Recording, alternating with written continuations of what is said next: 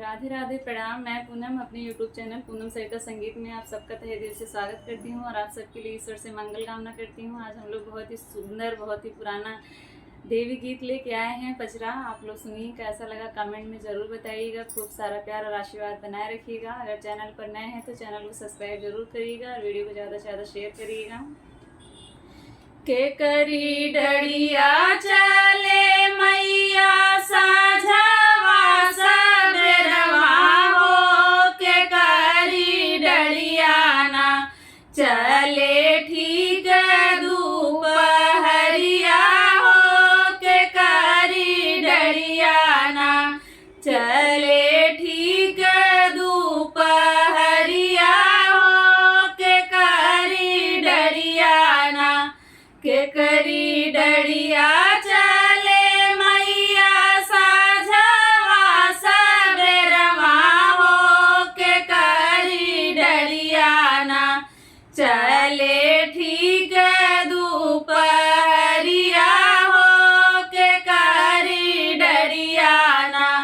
चले ठीक दोपहरिया हो, के करी डड़िया ना माता डड़िया चले मैया साझवा सबेरवा हो, भगवती डड़िया ना चले ठीक दोपहरिया हो, भगवती डड़िया ना चले ठीक दोपहरिया हो, भगवती डड़िया ना के करी डड़िया चले मैया साझवा सबेरवा हो, के करी डड़िया ना चले ठीक दोपहरिया हो, के करी डड़िया ना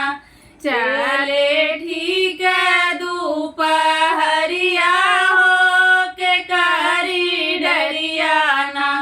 के करी डड़िया चले मैया लाले रंग ओ हरवा हो, के करी डड़िया ना चले पीले रंग ओ हरवा हो, के करी डड़िया ना चले पीले रंग ओ हरवा हो, के करे डड़िया ना माता डड़िया चले लाले रंग ओ हरवा हो, भगवती डड़िया ना चले पीले रंग ओ हरवा हो, भगवती डड़िया ना चले पी